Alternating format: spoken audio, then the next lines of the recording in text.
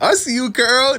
I see you, Carol. All right, this is one of them ones. This is the best cinematic that they have dropped so far, and this is my most anticipated one. Before this, it was seeing Jian's one and seeing that Jian versus Geshu Lin, because that was something I wanted to see, and I was surprised that they even did that. So that was my top one cinematic trailer that they have dropped. But this one right here meant way more to me because I felt like this should be the patch where they draw more people into the story. And I feel like this, between Jinhsi and the Sentinels Yue and their bond and their relationship and us learning more about the Sentinels and the magistrates and stuff like that, I feel like that is a essential part to this story that is going to draw a lot of people in. So I'm happy, and I've been waiting on this 1.1 thaw of eons.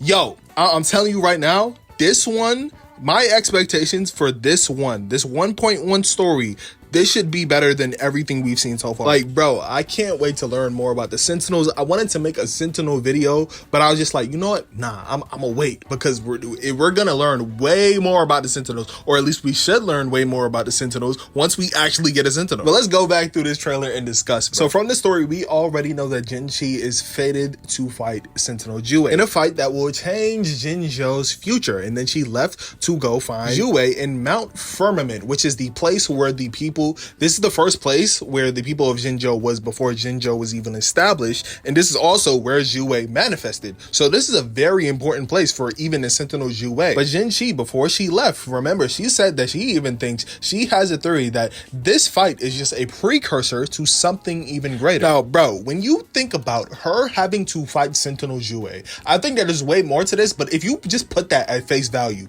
this is so insane. This is a dragon that helped them take down the most powerful tacit discords in the world. A sentinel that literally, his whole motif is the past, present, future, time.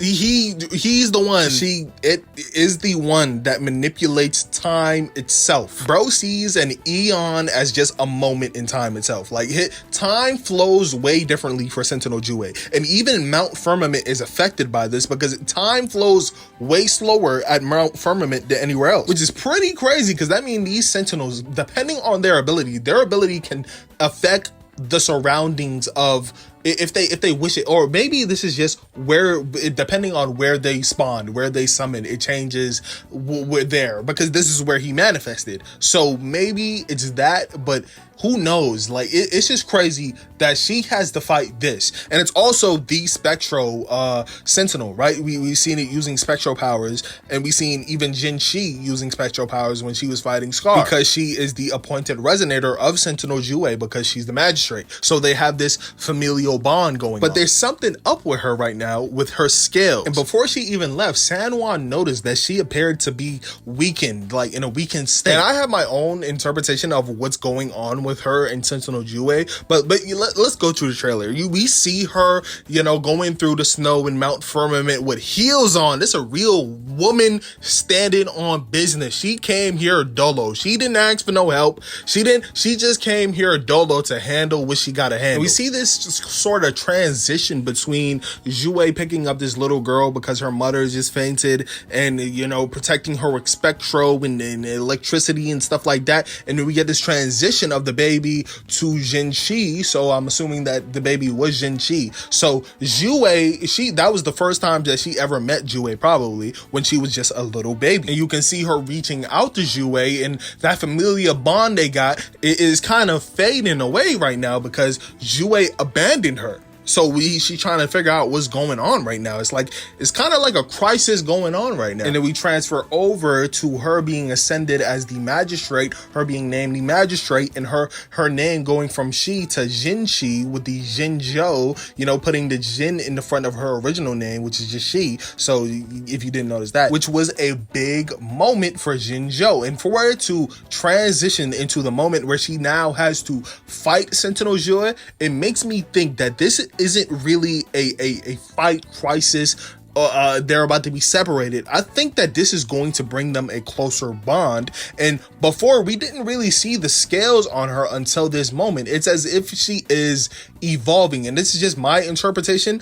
I think the same way as we as the Rover, how we ascend in world level, how we ascend our characters, and how we have to do an ascension quest and fight a bunch of stronger enemies. What if this is her ascension to unlock more of the Sentinel power, the dragon scales, the way that she can become dragon born and really merge more and build a deeper connection with Sentinel Jue, is to fight against Sentinel Jue in this ascension, and maybe she gains a new title, the Jinhsi, Magistrate of Jinzhou, Dragonborn, or something like that, right? That's the way I'm interpreting this, because she's in this kind of weakened state, as if she's about to shed her scales off and gain this new form, similar to how when she transitioned into Jinhsi from Zhi, when she became the Magistrate. Now for a discussion about Mount Firmament and the Rover, because we know the Rover also has this connection to Sentinel Jue through our past, when we saw those visions of us with the black shore plume on us talking to Jue, and then when we first entered Huanglong and the Gorgeous Spirits, when we saw that vision after seeing the statue of Jue, we also have this kind of connection to Jue. So it's making me think, what is this connection? And we have to go to Mount Firmament to also find this out, which Changli, who is the advisor to Jinhsi, should be coming back soon from whatever meeting she was at. And she said that, and it said that in 1.1, 1.0, sorry, I'm stumbling on my words and shit because I'm just trying to get my thoughts out. I have so many thoughts on this, that Changli is supposed to meet up with us eventually, because that's something that was fated by Jue. And I think when she meets with us, she's going to be the one to take us to Mount Firmament, because Mount Firmament is so foggy and cloudy, this wintry kind of place, that we need a wayfinder, and Changli is going to be this wayfinder. And I think in this trailer, I'm pretty sure we do see the little girl version of Changli, so we are definitely going to learn more about Changli as well. She's probably going to have a story quest. So much, bro, so much. We should be learning so much in this patch. I'm expecting to learn more about the Sentinels, maybe the origins of Sentinels after we finally get a Sentinel, because I'm pretty sure Jue is going to be an Echo. We've all seen the fucking leaks, okay? Let's not pretend here. We've all seen the fucking leak. But I'm hoping with the Mount Firmament event that we learn more through Mount Firmament, and we learn more about this world and the origins of things like Sentinels. Why did Jue just manifest? What's up with that? And why did he alter this mountain, the time of this mountain, where 7 months could pass on this mountain, but it would feel like hundreds of years on the other side, in Jinzhou. It makes me intrigued on what the other Sentinels can do. What are their motifs? What is their thing? Because all of the Sentinels are kind of oracles, so they should all be able to tell what's happening in time and do prophecies. I'm pretty sure. I think I remember that correctly. I'm pretty sure, but they all of our different elements and shit. And maybe when we see Jinhsi, because I think that she's about to ascend, maybe when we go to another Huanglong destination, like the New Federation or something, and we see the other Sentinels and the other magistrates, and we see the same type of bonds but different, and how much of a bond are they bonded? Are they changed so much to the point that they kind of have like how Mortefi had that dragon-esque arm on him, and his old design, you know, he even had a dragon tail and stuff like that. I don't know, but that's just my interpretation. I hope we learn more about Sentinels, because there's so much that we don't know about Sentinels. It said that Sentinels can even manifest in forms that are unimaginable. So I'm wondering also if the little creature that's inside of us, which I'm pretty sure people have been saying the name is Abby, that little creature that was inside of us, it feels like there's way more to that creature. I wonder if that creature happens to be a Sentinel. It makes me wonder. But bro, this really brought the spark for me. I really hope that 1.1 really lives up to what I think it should be. It should be that story that gets more people into the story, because the story is interesting.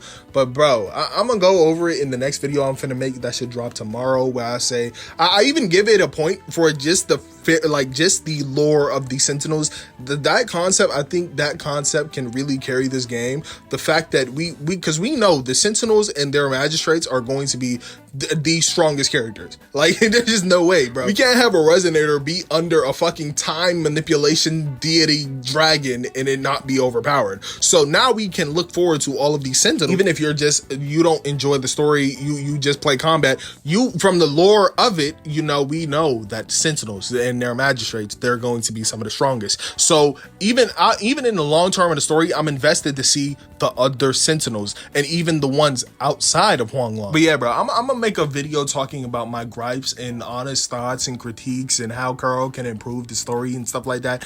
I'm gonna make that should be out either later tonight or tomorrow, something like that. But I'm gonna definitely get that out and record that. But I definitely wanted to talk about this because I do feel like Thaw of Eons, the 1.1 story quest, this should be the one that draws people into the story and make them care about the story and make them interested in the story if you aren't already, because the fucking poor localization, oh my god, this shit is so fucking ass. It pisses me off because there's people that think the story is so ass because the fucking English dub is so terrible and the localization is so fucking terrible, Kuro, that it makes people think that you just released trash when it's not even that bad. It's pretty good. Y'all introduced some good concepts, but the localization is so bad that it makes people think that the shit is like a 5 out of 10. Bro, I'm gonna do that in the next video tomorrow. But yeah, peace. Let me know y'all thoughts below and what y'all interpreted certain things as. But I'm excited, bro. I'm ready to just go over this story, and that's going to be the first video, one of the first videos I make, going over the entire story of 1.1 in Mount Firmament. I'm pretty sure this is going to be Act 6 of Chapter 1. I mean, not 6, Act 7 of Chapter 1. So I'm gonna cover that immediately, get that out to y'all, explain everything that's happening with that, and then maybe the Changli story. And bro, I'm so excited, bro. And let me get this video out. Let me know what y'all think.